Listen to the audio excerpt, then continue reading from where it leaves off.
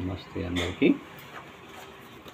శ్రీమద్ భగవద్గీత 18వ అధ్యాయం 41వ శ్లోకం నుండి.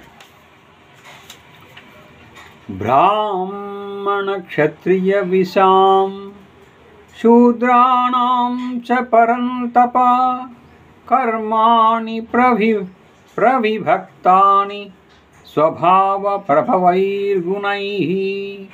ఓ పరంతప, బ్రాహ్మణ క్షత్రియ వైశ్యుల కర్మలను అట్లే శూద్రుల కర్మలను వారి వారి స్వాభావికములైన గుణములను బట్టి విభజింపబడి ఉన్నవి.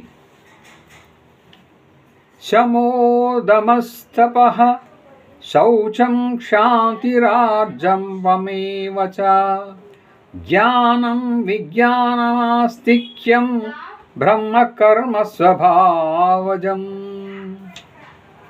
అంతఃకరణ నిగ్రహము, శమము, ఇంద్రియములను వశమునందుకొనుట, దమము, ధర్మములను పాటించుటలో ఎదురు కష్టములను సహించుట, బాహ్యాభ్యంతరముల శుచిత్వము, ఇతరుల అపరాధములను క్షమించుట, రుజుమార్గ జీవనము, మనశ్శరీరేంద్రియముల సరళత్వము, వేదశాస్త్రముల యందును ఈశ్వరుని యందును పరలోకాదుల యందును విశ్వాసమును కలిగి ఉండుట, వేదశాస్త్రముల అధ్యాపనము, పరతత్వానుభవము, ఇవి అన్నీను బ్రాహ్మణుల స్వాభావిక కర్మలు.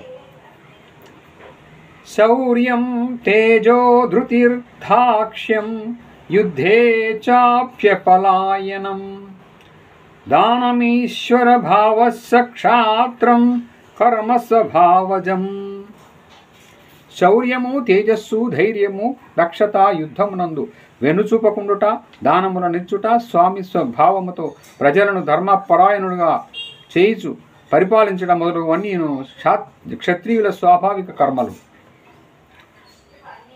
కృషి గౌరక్ష్య వాణిజ్యం వైశ్యకర్మ స్వభావజం పరిచర్యాత్మకం కర్మ శూద్రస్యాపి స్వభావజం. వ్యవసాయము, గోరక్షణము, క్రయ విక్రయ రూప సత్య వ్యవహారం, ఇవి అన్నీను వైశ్యుల స్వాభావిక కర్మలు. అట్లే అన్ని వర్గముల వారిని సేవించుట శూద్రుల స్వాభావిక కర్మ. స్వే స్వే కర్మణ్యభిరతః సంసిద్ధిం లభతే నరః స్వకర్మ నిరతః సిద్ధిం యథా విదంతి తచ్ఛృణు. తమ తమ స్వాభావిక కర్మలయందు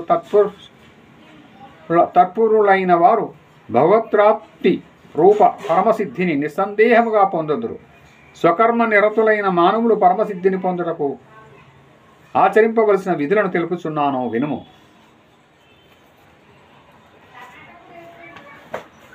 థ్యాంక్ యూ. నెక్స్ట్లో